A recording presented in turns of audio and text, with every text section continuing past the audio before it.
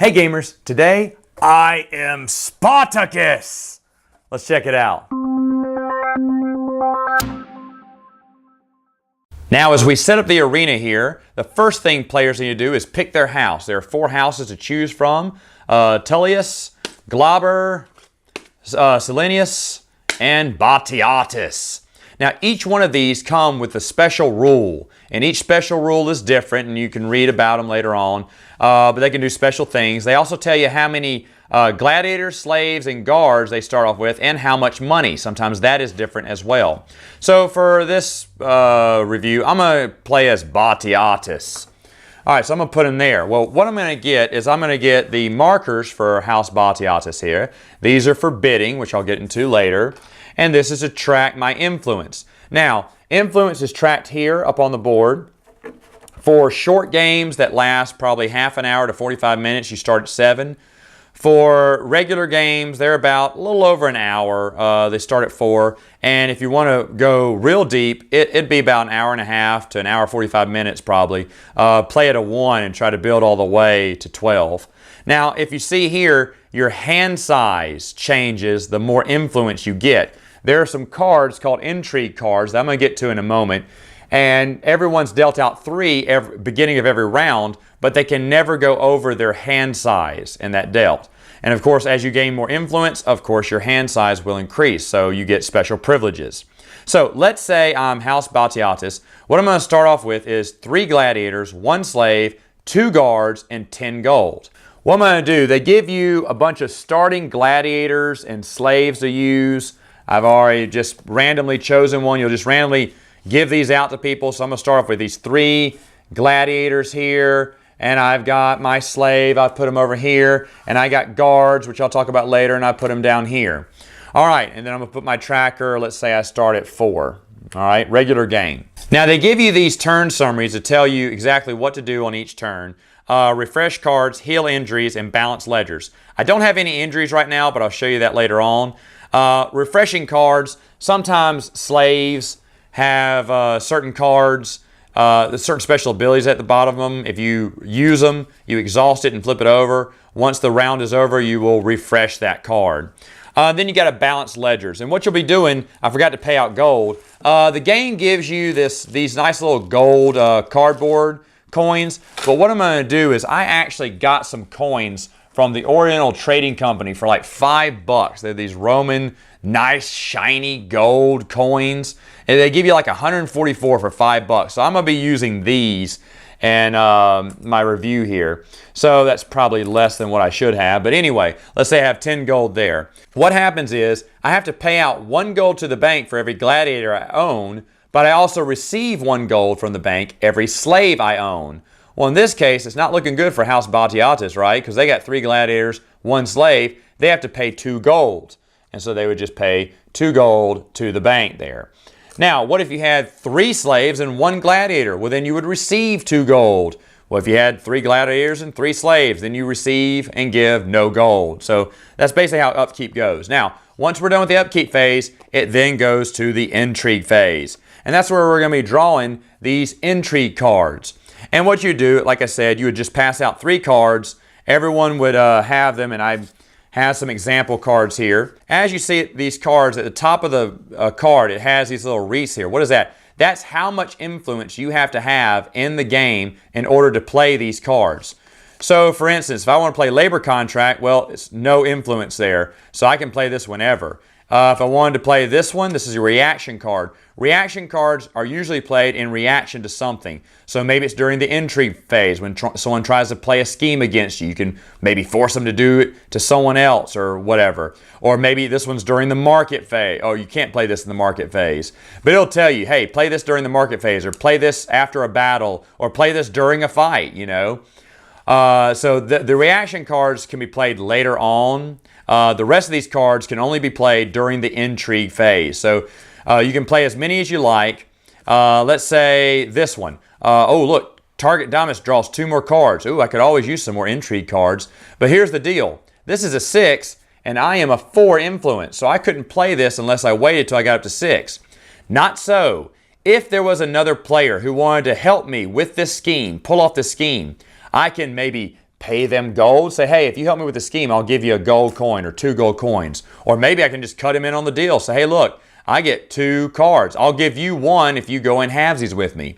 And so 4 plus 4 would be 8, and then I would have enough influence to play the card. So you can do that as well. And if you don't want to play any of these cards, you can also cash them in for coin. As you see at the bottom here, it tells you how much they're worth in coin. And at this turn, we're going to go around the table, and everyone's going to play as many cards as they want or cash them in however they want, or just keep what they want in their hand if they want to just save it for later. Now, once everyone has gone around and they've played or cashed in all their intrigue cards they're going to, then the intrigue phase is over and we go to the market phase. Now, in the market phase, depending on how many players there are, that's how many items will go up for market. Let's say we're playing a 3-player game, and I'm going to put 3 of the top market cards face down on the board as so. Now, before we head into the market phase, this is the time you can do trading with other players. You can trade gladiators. You can sell gladiators to people. You can sell them to the bank for their respective coin. Like I said, slaves, gladiators, whatever you want to do. You want to give gold coin. You can even sell guards. And I didn't mention this earlier, but guards, if someone played an intrigue card against me and it was going to like maybe hurt one of my gladiators or something, I'd be like, no, I'm going to send a guard after it. When I send a guard after it, I can foil that scheme. I roll on this die, and if I roll a 4, 5, or 6, that scheme is foiled. If I rolled a 1, 2, or 3, I failed. Now, in Batiatus' case, I have 2 guards, so if I failed the first time, I had to discard it, but then I had another guard, and I could try to foil it again. You can foil it as many times as you want as long as you have guards. And guards can be found in the intrigue deck. So whenever you have guards, it's always good to have lots of these, or maybe if you have too many, cash them in. But that's what guards help you. They protect your house, or dominus as they call it here, from schemes that are plotted against you or cards played against you. So anyway, you can sell guards if you want to. You can trade guards for gladiators or slaves or whatnot. Now, once you start, though, and you start opening up the market, you may not trade or sell anything else to the bank. You have to go straight to the market. So what we would do, let's say everyone's finished bartering. We flip over the first card. This is a slave here. She's worth about 3, but they may go way more than what the coin's for. People need slaves. And how it's going to happen is everyone's going to take their gold coins they have, and they're going to put them under the table. And secretly, they're going to put so many in their hand. Now, she's worth 3 gold coins. Let's see if I can get her for maybe 2. Maybe I can get her for a good deal. And so everyone's going to put their hand in there, and they're going to say, reveal, and I'm going to have 2 coins. One person's going to have 1 coin. This guy has no coins. Haha, he fooled both of you. You can do that. It's really fun to bluff your way in the market phase. But anyway, so let's say I had 2 coins, but let's say someone else bid 2 coins. What happens? Well, then we would put both of our coins there on the board, and we would go back under the table, and we'd vote again. We'd bid again, and this time he bid 1, I bid 2. He gets to keep all 3 of his coins since he lost the slave. I pay my 4 coins to the bank, and I overpaid for a slave, which is fine. I need a slave anyway, right, to balance out my slave-gladiator ratio here. So then I would get the slave, and the bidding would go on to that. We'd go to the next market item, and you don't know what these are until you flip them over. This one's a gladiator. He's worth 4. Ooh, look, it's Argon. He's going to go big because people love the stars of the show. But anyway, people bid on this gladiator. If no one bids on an item, like let's say no one wants it, or 2 people tied in their bid, but neither one of them want to go over. Let's say each one of them bid 5 for this guy. Well, they don't want to pay 6 for him. Well, what happens then? Well, then the card is just discarded and you continue play. And then finally, let's see what the third one was. Oh, it was a weapon. And weapons are always cool to bid on. There are different types of weapons. You got shields and special weapons you can bid on in the game. And a gladiator can be equipped with 1 of each. So, for instance, this gladiator can't have 2 weapons on him, but he may have a weapon, armor, and a special on him. He can't have 2 specials. He can't have 2 armors. 1 of each, a total. Now, the cool thing about items in this game is even if your gladiator loses in the arena, you get to keep your items for the next round. So, and these do special things during the battle phase, arena phase, which we haven't gotten to yet. Now, anyway, after everyone has finished bidding for, who they want, then you bid on one final item. It is the host token. Now, this is the one where a lot of people are going to be bidding big for because you get to host the games. And whoever wins this bid automatically moves up in influence on the influence chart. So that's why this one you bid a lot for. Don't bid too much. You won't have gold coins for the next round to bid on anything. But anyway, if I bid, let's say I bid and I became the host. Okay, I got my 1 influence. I went up 1 influence. And now I get to decide who comes into the arena to do battle. Now, get this. I don't even have to fight. I can, if I want to, I can say, I'm going to enter in one of my gladiators. Ha-ha. And he's going to fight you. You bring a gladiator to the arena. Well, if that person says, nope, I don't want to fight him. Okay, well, then that Dominus would lose 1 influence for declining the host invitation. So usually you're not going to have a lot of people decline your invitations. And like I said, I may have you and you battle. Bring your gladiators to the arena. And let's say he brought this guy to the arena. All right, so what happens here? You're going to have, and we're in the arena phase, by the way, you're going to pick some of these, one of these generic, gladiator figurines, which are really nice. All right, so here are my 2 gladiators. They're ready to fight. But before that, we got to place our bets. And we're going to place our bet tokens here. And we're going to bet on a victor. Do we think number 1 will win or player number 2 will win?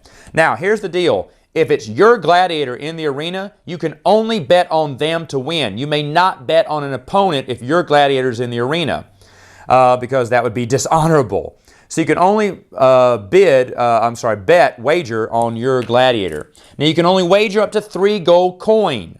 You don't have to wager 3. You can wager 1, 2, but 3 is the maximum for any wagers.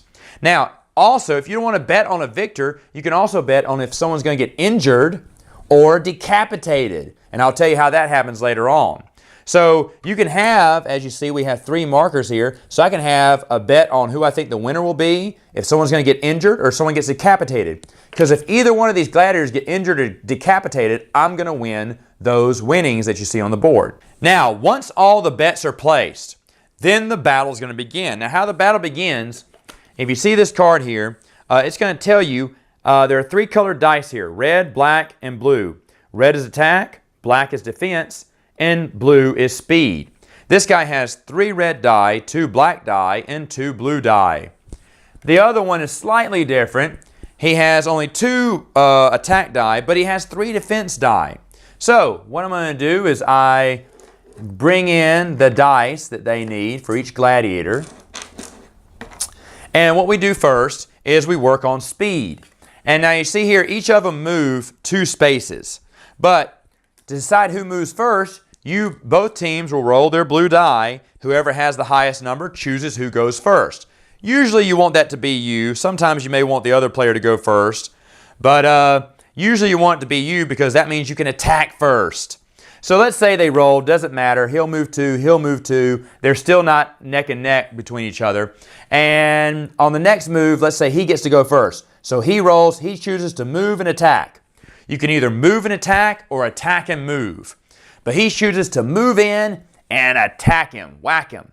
All right, so he's going to roll his 3 attack die while the other guy is going to roll his 3 defense die.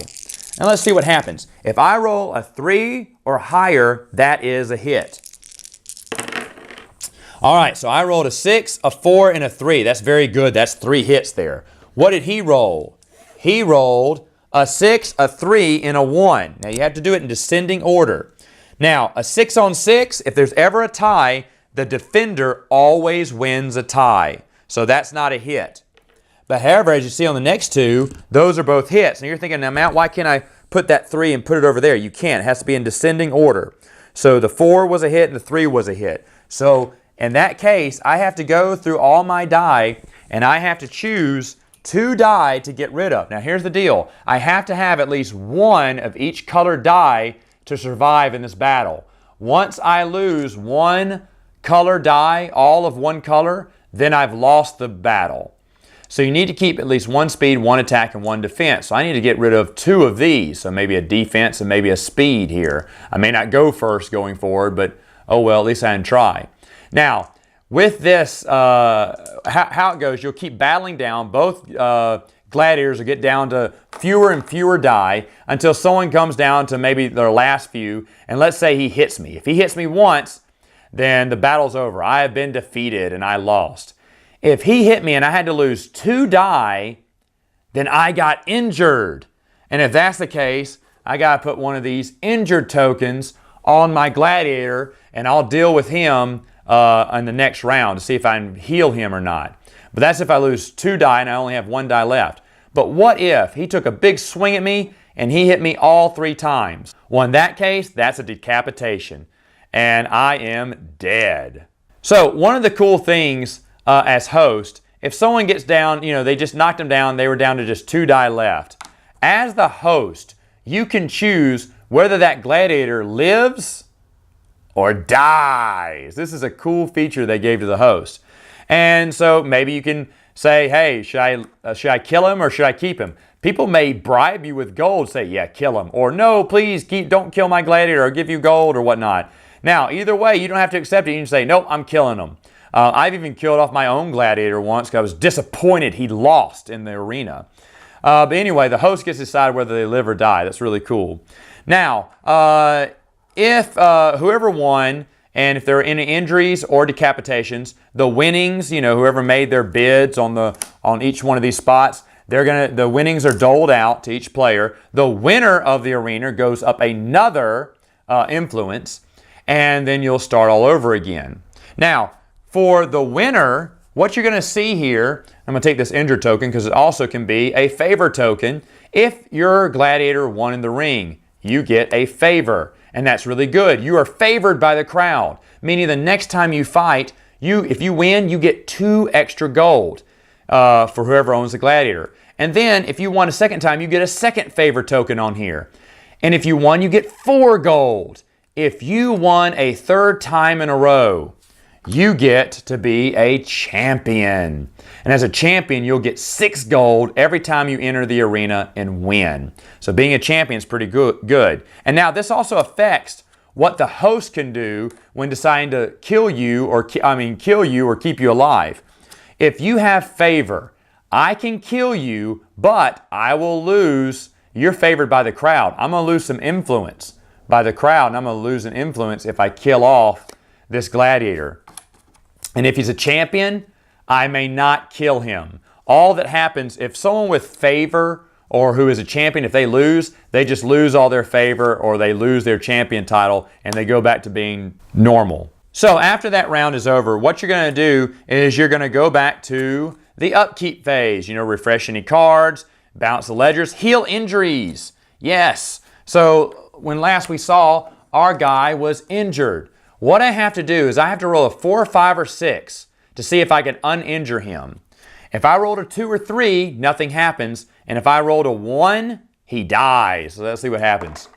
I rolled a 6. Hooray! He's healed. A 2 or 3, he would stay injured. He could not fight in the next arena battle. And a 1, I got to remove him from the game.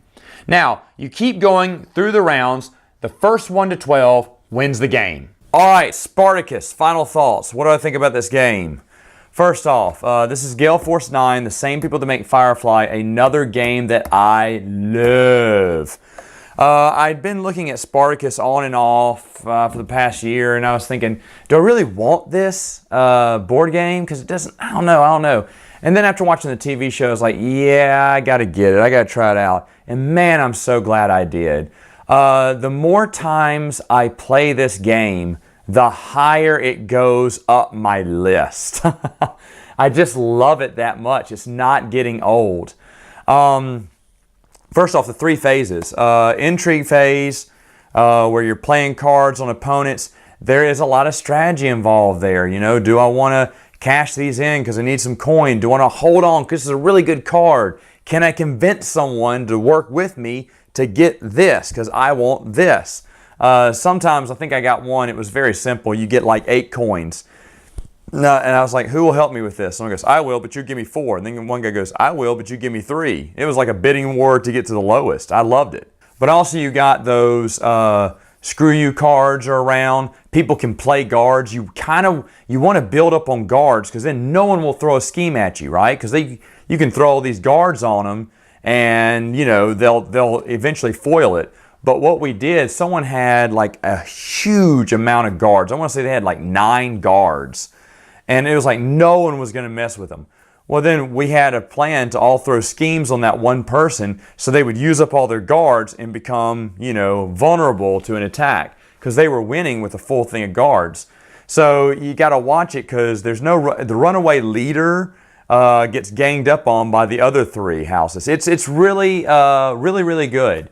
And then you got the market phase, which is so much fun. Blind bidding. You don't know what card's coming up next. Sure, you missed that gladiator, but maybe there's another one this time. No, there won't be a gladiator for the next 3 rounds.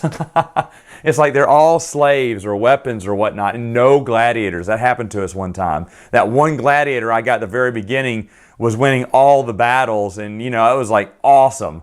But again, the market phase, trading with other people. You can come up with some pretty ingenious trades once you get some good gladiators, some good slaves.